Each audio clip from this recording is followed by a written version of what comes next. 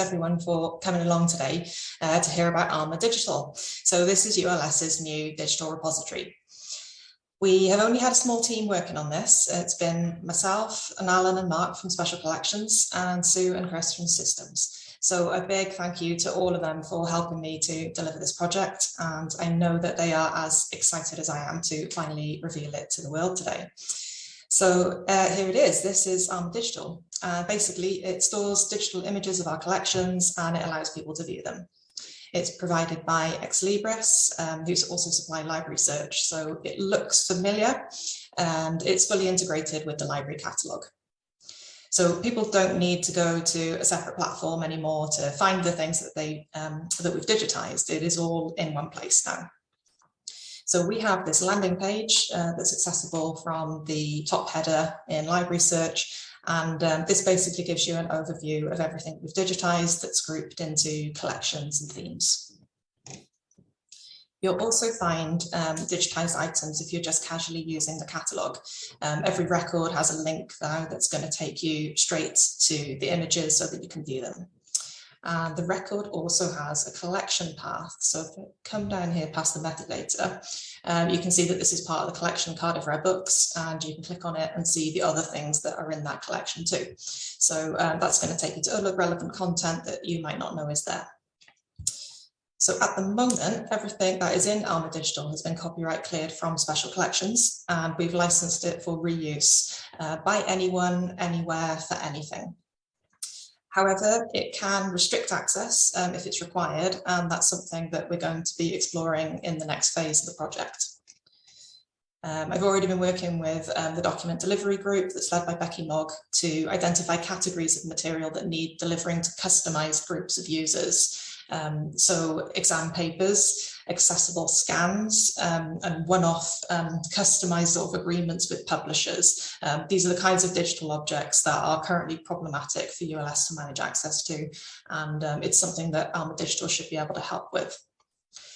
The Content and Collection Management Programme Board are going to be looking at policy in this area. I'm going to be carrying on focusing on publicly accessible content. So over the last 6 months, I've been responsible for bringing together around 25,000 images of Special Collections digital content, getting it consistently described with standards-based metadata, ensuring that it complies with Libris's ingest processes, and then getting it all loaded. So I picked up a lot of technical skills along the way, including how to write Python code for batch processing files and metadata. It's a really good skill to use if you do anything repetitive. And I also learned a lot about something called IIIF, which I'm going to be talking about later.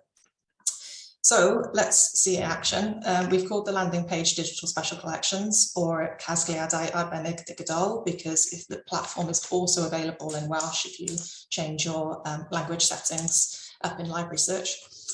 And the content is arranged into collections and sub-collections. And as well as books, there are archives and manuscripts, photographs and artworks. And as these collections grow, we can add sub-collections, we can move things around, we can change the way that the content's arranged so that as it grows and evolves, it continues to make sense for the people who use it. There are around 17,000 items that are loaded in here at the moment, and we're continuing to add more all the time. So just to quickly summarize what's in here, we've got quite a bit of legacy content that was created between 7 and 14 years ago now for external projects, mainly with the National Library of Wales. So the Cardiff Medical Officers reports, student newspapers, and this First World War resource. This now, if you go to the National Library's website and you try and find it, it's actually been decommissioned. They no longer support it. So all that content that was created for that project would have actually been lost, but we have backups here and we're now able to host it ourselves. We have archives as well, so lots and lots of things from the Edward Thomas archive. We have Maud Fifth Owen, music scores, and some watercolours from W.G. Collingwood. So this is sort of just the start of these collections. They're going to continue to grow. We also have these amazing photos from the institutional archive. All of this archival material that used to be scattered around third-party platforms like Flickr and the Internet Archive, it's really great to be able to sort of move away from having all these very different, confusing external image silos. And I know that my colleagues Sarah and Anna have been using this resource already to help select suitable images for a feature wall in the Centre for Student Life. So I'm glad that it's proven useful already. We also have some English literature students who are using this resource. They had advanced access to this collection of poems and letters from the poet Edward Thomas, because they're creating short films on his life and work. So it was great to sort of have a little test group of students to work with and give us some feedback. So they told us so far they really like the way that the content's broken down into these sub-collections. They can find their way through it quite easily. It's very intuitive. Obviously, the interface is familiar to them because it's all kind of embedded in library search. And they can find the metadata easy for the referencing, because even though they're making films, they've been told they've got to cite everything that they show in the film, so they're able to here find the the dates and the archival references. It's all kind of where you would expect to find it. So far so good. We've also created some collections that are going to grow as well. The History of Wales, this is where we're going to be putting anything that's digitised from the Salisbury Library, and Cardiff Rare Books as well. And as I say, they're quite small at the moment. They're going to keep growing. So when we're able to create sub-collections, it's going to help to keep things organised. Then for launch, we have released 2 collections that contain brand new content that no one's seen before. Because we're launching today on International Women's Day, we wanted to highlight some important women's archives. So we've gone with the diaries of Spanish Civil War nurse Priscilla Scott Ellis, and handmade books by artist and alumna Shirley Jones. So these diaries were actually published nearly 30 years ago, but the editor's focus was on the conditions of the Civil War rather than on her and her personal life. So lots of the content about her personal life was left out. And his book also stops in 1939 when the war ends, but her diaries carry on into 1941. She goes to London, she sort of lives through the Blitz. So this chapter of her life has now been revealed, as well as all those sections that were edited out from publication. You can see the lines in the diaries that have been struck out because they weren't going to be included in the final publication. And we are also releasing some very rare books by the incredibly multi-talented artist Shirley Jones. Shirley studied English literature here at Cardiff University. She went on to art school, and she makes handmade books, by which I mean she makes the paper, she sets the type, she engraves illustrations, prints the pages, sews the pages, and then constructs the binding and the housing for the book. And she does that all by hand. So because of the extensive amount of work involved in this, she only produces a limited number of each of her books. So this one, for example, there are only 12 of these books in the world. Most of them end up in private collections, and so generally speaking, they are very inaccessible to the wider public.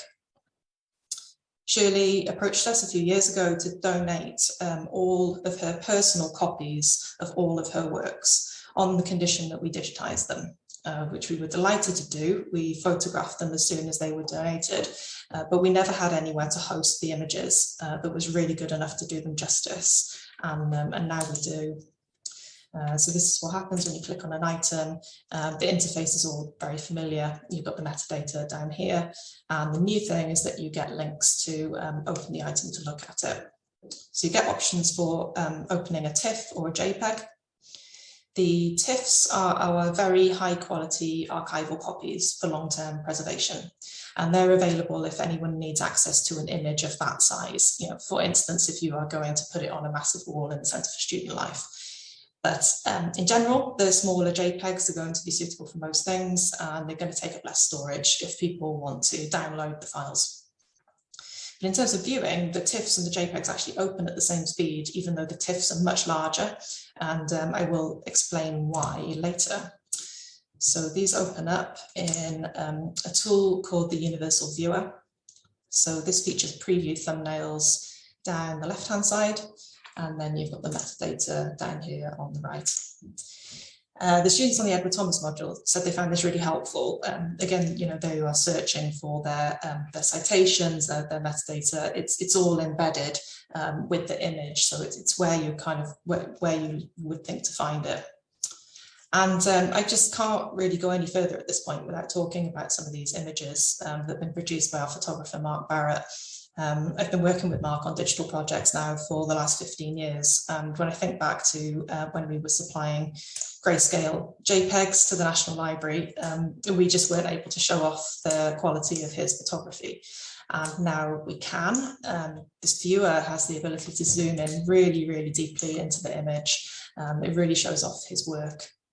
And what this means is that we can give people now not just the content and the words in these works, we can give them a sense of what they can get in our reading room, the materiality and physicality of objects. So you can see here, you know, the weave of cloth and the grain of leather and the paper fibers. And in many cases, you can see more detail in these images than you can with the naked eye. And they're actually really, really wonderful for using with manuscripts, where you're trying to make out a piece of handwriting, what's been written underneath of something that's been crossed out. So I can zoom in here now and I can make out on the other side, it's been crossed out there, but I'd probably struggle to see that if I had the manuscript in front of me. So down in the corner, you have options for downloading, different file types and different specifications, and for sharing and embedding as well. So I'm going to talk a bit now about the significance of this logo.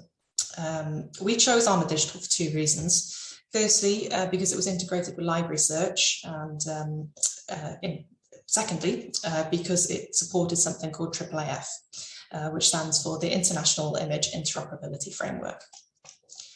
So this framework allows the kind of functionality that is going to transform people's use of our digital collections for teaching and research. It goes way beyond just putting images on the internet. So for a start, you have this deep zoom. And I mentioned those large TIFF files just now. If you were to load this type of image, a TIFF image like this in a normal browser page, it would take quite a long time because of the sheer size of the file. Whereas these load quite quickly, especially considering sharing my screen on Zoom right now. So I'm going to show you a really extreme example of how IIIF gets around this problem of loading large images. So this is Rembrandt's The Night Watch from the Rijksmuseum, and it is an incredibly detailed rendering of this painting. It is made possible by IIIF. The first thing you'll notice is how quickly it loads, and this painting is not just one image either. It's a huge canvas. The original is 3.5 by 4.5 meters, and it's been photographed not just one, but 528 times at high resolution as well. So what you're looking at now, it's an enormous composite image of hundreds of digital photographs.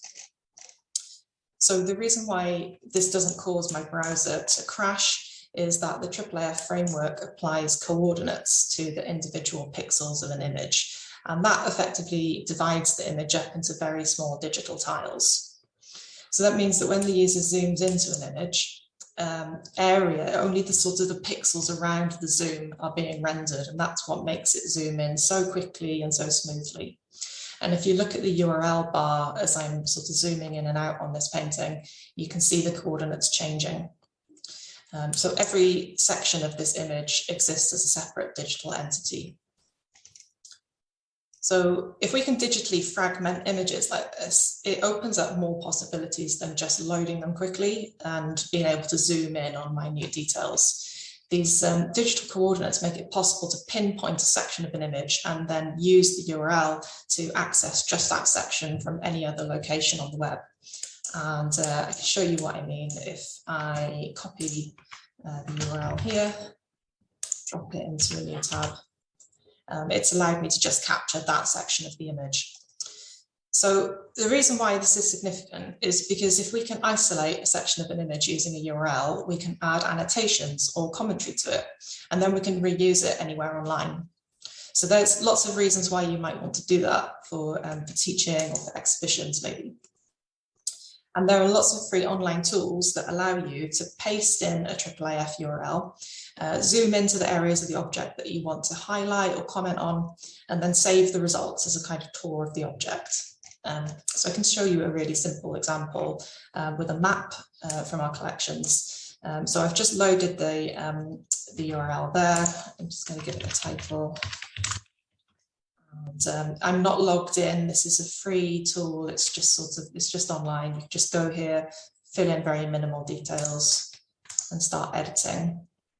It's just asked for my email because it's going to send me a link to the thing that I create. So it's loaded my map, and I'm just going to do a really simple example and start adding some annotations. And so this could be an image of anything annotated for any purpose. I'm just going to add a few to show how it works.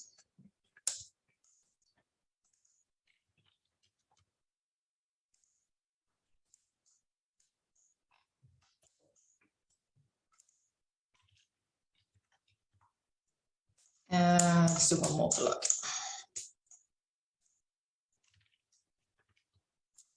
Okay, so if I preview that now, it will show me the tour that I've made.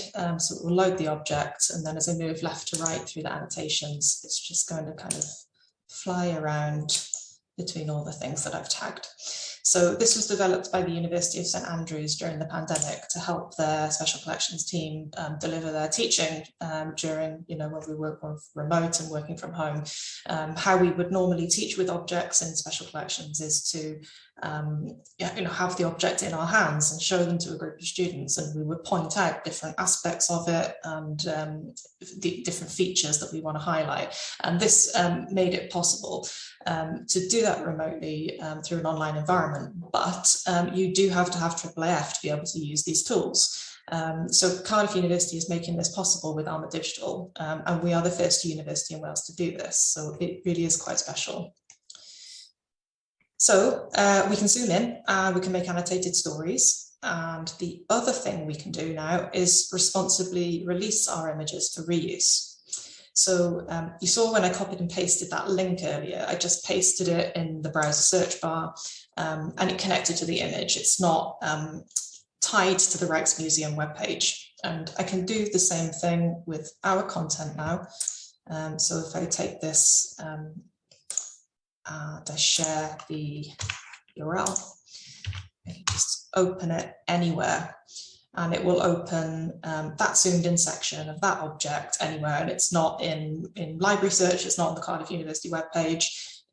It can travel anywhere, but what will always stay with it is its metadata. So because the image will always appear in this viewer, it will always be attached to the information about what it is, where it's come from, how to reuse it, what the license is, and who owns it. So they're not locked into our repository anymore.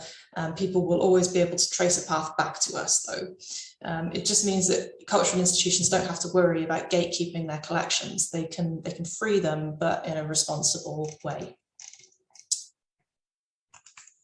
And the openness of this shared framework means that people can use it to do really exciting international cross-institutional research.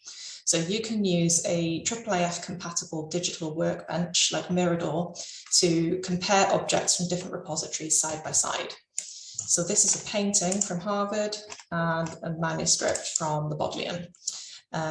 This has countless applications in a research context. For instance, people have used this functionality to reunite pages of medieval manuscripts that have ended up in different institutions, which is sadly something that happens quite often. And one thing that we could use this for is the Edward Thomas letters. Half of them are in Cardiff University and half of them are in the National Library.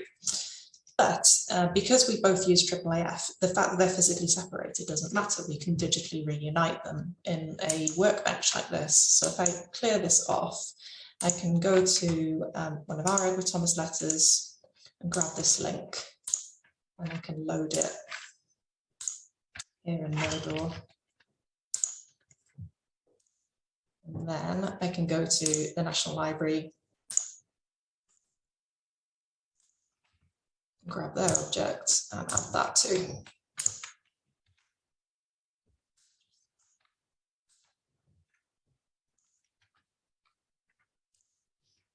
So then they're sitting side by side. I'm basically in a virtual reading room and I've got access to both of these collections. And I'm going to end on this example because I think it's so cool. I saw this instance of IIIF being used not just to put images side by side, but also to overlay them on top of one another. So the V&A have developed this tool for their Raphael cartoons, and it allows people to compare the painting with the sketch underneath. So they've done infrared imaging to reveal the sketch work that's underneath the painting. And if you slide back and forth, you can kind of see underneath the paint. And I can again zoom in really, really deep. You can see some changes that have been made there to kind of the line of the forehead. You can put another layer on as well, which is the surface of the canvas. So I've now got sort of 3 things that I can zoom around and take a look at. And then you can see there's some damage to the canvas that can be revealed on the surface layer. You can see these kind of weird dots as well on the surface layer. That is where pinpricks were made in the canvas to transfer the images onto tapestries. So that's something that wouldn't perhaps be visible if you only were looking at the painting, but we can do this and we can see this with this technology. So I think that's really, really exciting. And it's just one example as well of, you know, the things that you can do with IIIF. So the future is really exciting. Our collections are not just online today, they are part of an international framework that is going to unlock them for meaningful engagement by digital scholars and to be used alongside collections from any other institution in the world that uses IIIF. So in the UK, that is all the national libraries, Oxford and Cambridge, and Edinburgh and Manchester, and many more. So we are in really good company. And having access to this functionality is already opening up a lot of doors for special collections, thanks to Alan's dizzying and relentless work to connect us with collaborators far and wide. So we're involved in a number of really exciting projects at the moment. Firstly, a pilot scheme with GIST Archives Hub, which aims to set up a IIIF image store for the UK. Secondly, we're a partner in a National Lottery funded crowdsourcing project with other Welsh archives, which is going to draw on the ability of IIIF to support volunteer supplied tags and annotations. Thirdly, we're a partner in a £1 million AHRC project with the University of Wyoming, which will use IIIF to support research into automated image recognition and classification. And this project will appoint a digital humanities software developer who's going to join our team in special collections. And finally, I have recently heard that I've been successful in an application to a new fellowship scheme led by AHRC and RL UK, which funds research leave for academic library staff. And I've proposed as part of my application to take forward my work with Alma Digital and with IIIF to promote its use for digital scholarship, both here at Cardiff University and in the wider HE sector. None of these partnerships and opportunities would be possible or open to us if it wasn't for the fact that we had IIIF functionality on the horizon. So believe me when I say that this is just the beginning. I will leave it there, but I would just like to reiterate that this has absolutely been a team effort. Tracy and Alan and Gareth saw the potential in Alma Digital and presented a business case that got funding approved at a time when such a thing was very difficult. Systems have provided me with exceptional support throughout the implementation process with Libris, which we had to deliver in just 6 weeks. And thank you also to my colleagues in Special Collections for tons of moral support and for picking things up that have eased my workload during the last 6 months while I've been wrestling with gigantic spreadsheets. And thank you to you all as well for listening. And I really, really hope that you enjoy exploring the collections. Thank you very much.